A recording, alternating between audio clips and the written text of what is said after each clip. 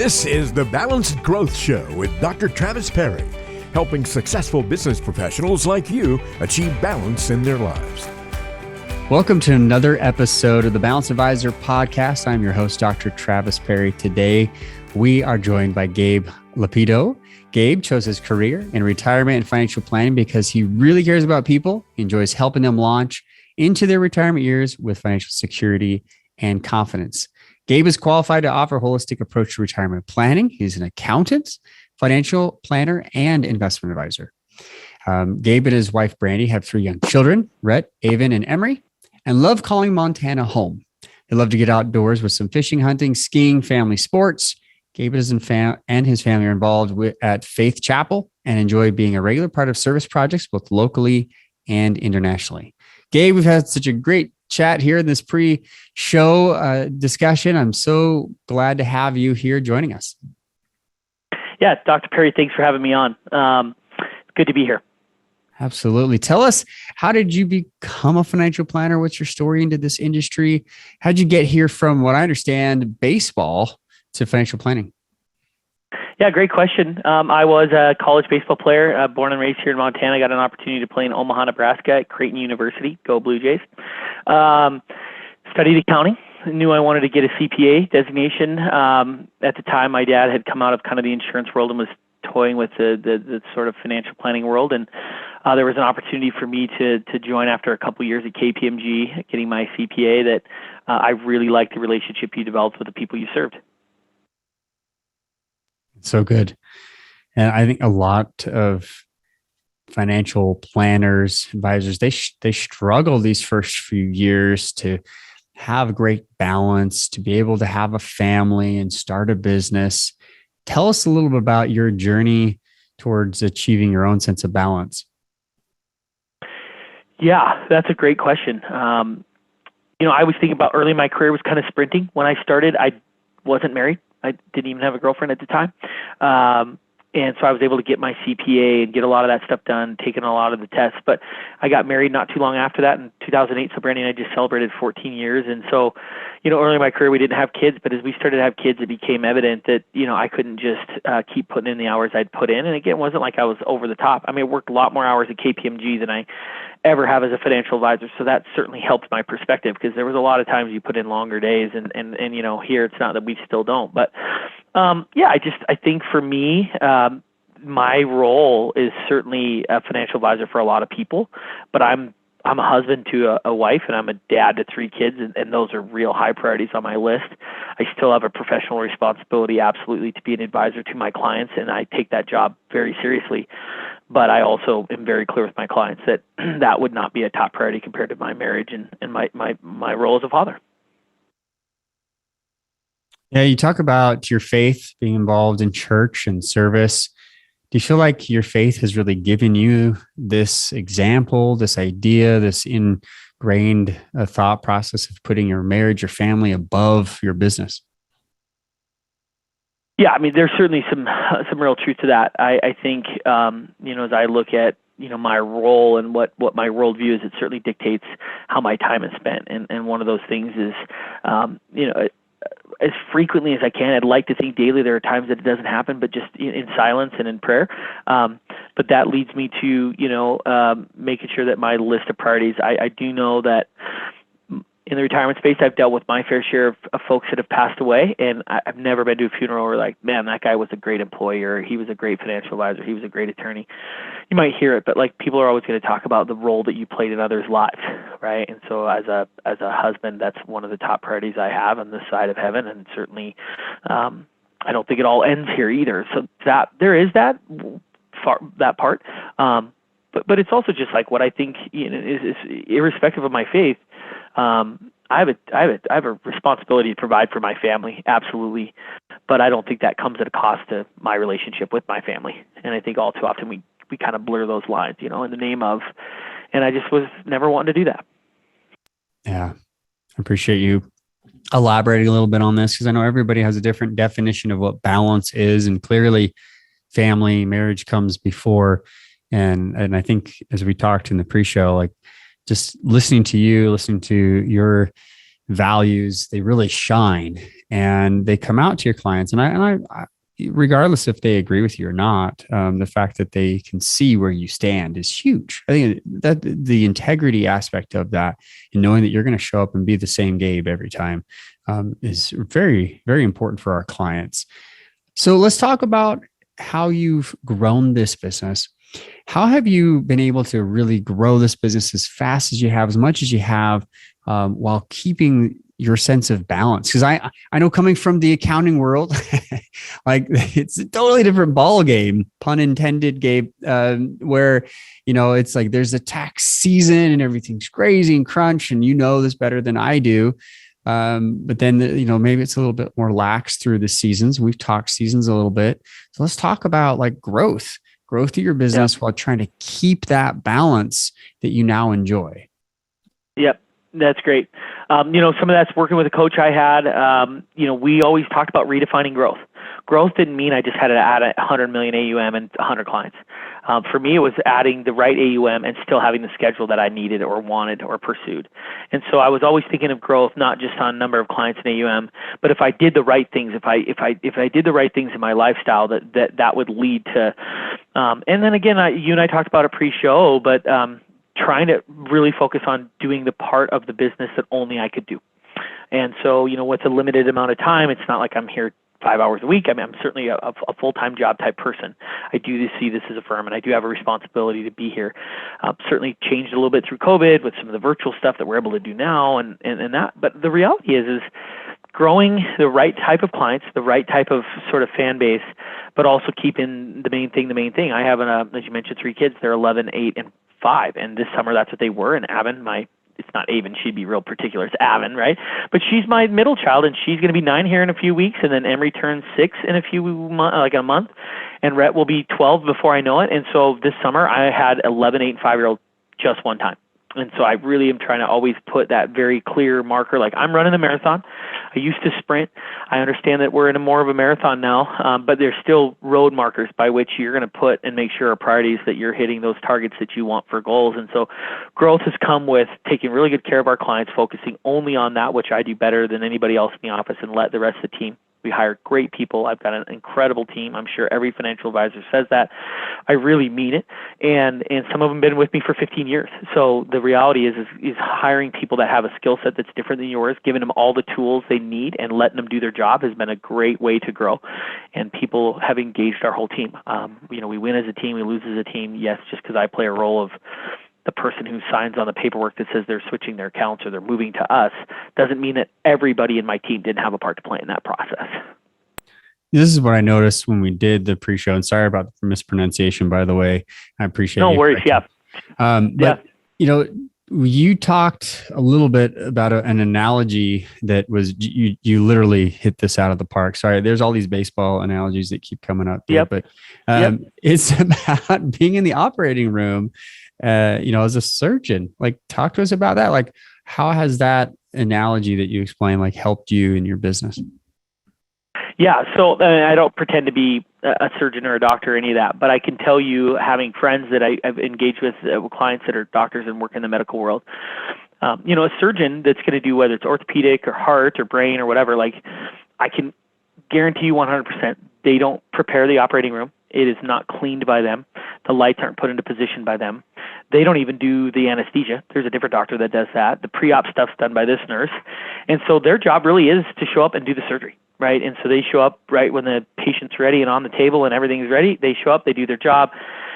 And then once that patient's done and they've done their surgery, like, they don't do post-op. They might do some follow-up, with the patient, like, days later, post-op type stuff. But just trying to figure out what part of this business that I felt like, as an advisor, that, whether it's seeing my existing clients, whether it's meeting with or prospecting new clients, or it's, making the complex investment decisions or estate planning decisions or tax decisions. Those are the 3 things that only I performed, that the rest of the team couldn't do. And outside of that, I try to eliminate some of those things that I don't feel like I need to do, or I'm not going to be able to do them as well as the person that we've hired to do that job. And so hiring good team members and support, being able to delegate, has allowed me to have a good balance with my team and being here and available. At times, I think the business needs me more, right? At times, I think my family needs me more, and trying to, what is that rhythm? We used that term earlier. It's been helpful to think about it in that, what are the jobs that only I could do that I have to make sure I'm available to do? Yeah, I love that whole design. I mean, we oftentimes look at the financial planning profession and we compare it to doctor, dentist, medical profession. Yet you're exactly right. So many advisors that truly struggle with growing their business, they don't mind getting new clients and the growth that way on the offensive side.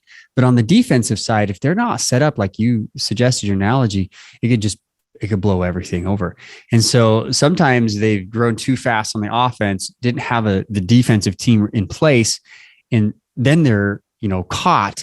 And so going forward, there's a psychological, issue because of their experience, kind of sort of like a PTSD where they don't want to grow and they struggle psychologically to do that.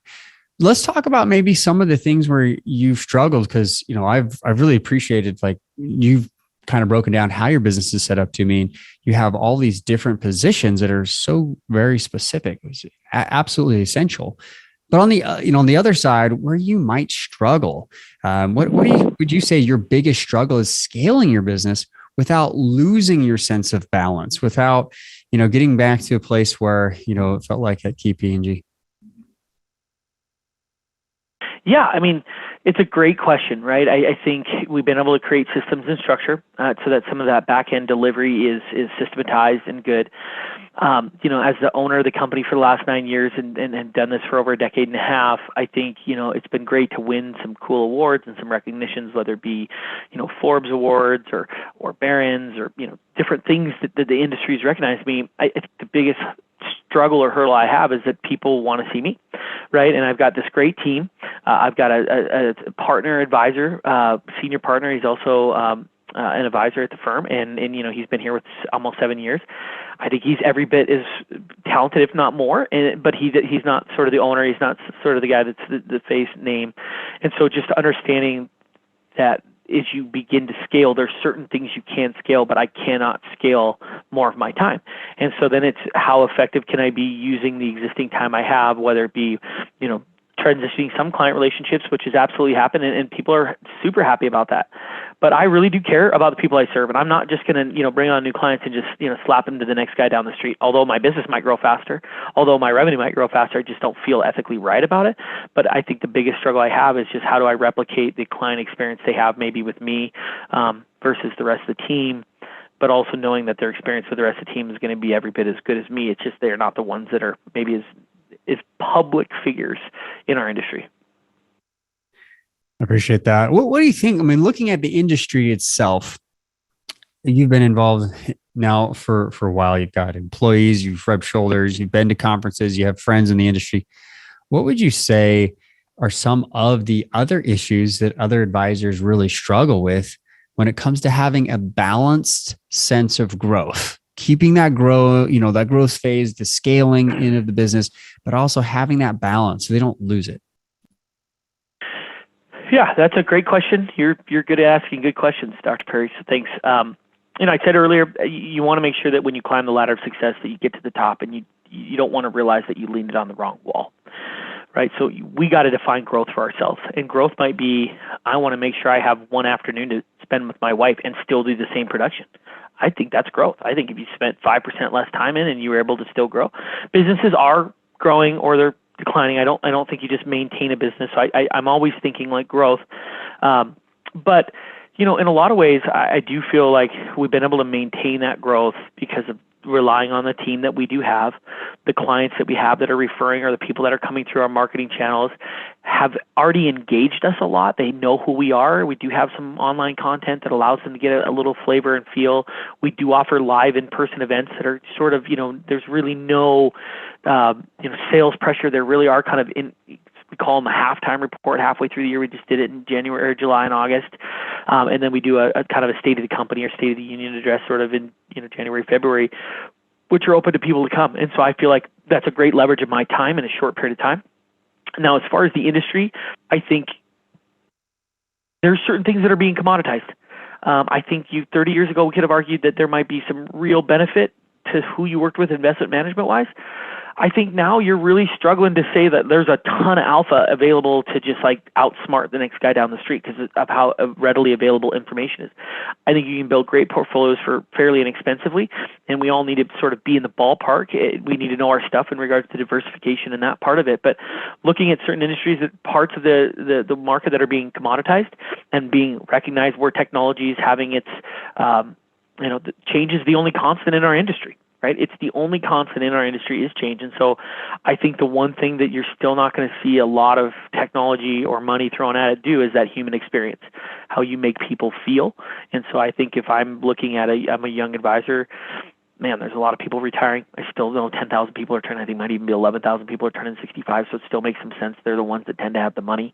So try to focus niche-wise there if you can. But also, the human experience. Like if folks want to have a robo build them a portfolio, that they're just not a client that would probably ever come see us, and that's okay. That works for them. But folks that don't feel as confident to let a robo manage their portfolio might want a little bit more say, and also understand all the other things that go with the financial planning process. That's something in our industry that I think is look at what areas are being commoditized, able to outsource that stuff as easy as you can, and then obviously focus on those things that you can't, technology can't, you can't throw enough money or AI or whatever it is. Yeah, that human connection, that experience is not something you can outsource. I love that part of your discussion here of really looking at what can be commoditized and how you can automate those, those parts of the business. What advice would you give to other advisors who are struggling either on the balance side or on the growth side that don't really have this sense of great balanced growth? What advice would you give to them as they're building their businesses? Yeah, as we were talking about balance, I even like the term rhythm. Life happens simultaneous, so it's not like you can say, hey, hold on a minute, life, give me 5 years. Let me just go pour into this business and get this thing growing, and then I'll come back and I'll be available. So it happens simultaneous, so you're not able to do that. I think that, some of your time management stuff is just key. It's just right on the nose when it comes to, I might only be in the office these 40 hours this week because I have this requirement outside of the office. I want to take my kids to school. I want to be there for football practice. I coach baseball in the spring, try to date my wife twice a month. Like there's certain things that require my time outside of here. But when I'm here, how can I be as efficient as I possibly can? I have somebody who schedules a lot of my appointments just like you do. And so I show up and I know I might have 3 or 4 appointments Monday through Thursday.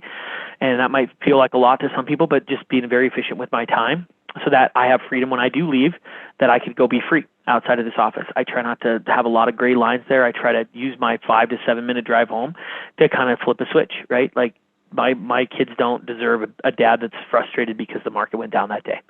They don't deserve a dad that's, a little bit on edge because there was a, mix up with a client that day. And so I'm always consciously thinking about the roles I play. And that's helped me sort of, this is the box that I'm in right now. I'm dad, I'm husband, I'm business owner, financial advisor, and try not to put them too much. As a small business owner, it's on your mind. I understand that. But trying to compartmentalize and really focus on priorities that are at hand. When you're in front of your wife, you're with her. Like, I don't need to be checking my email.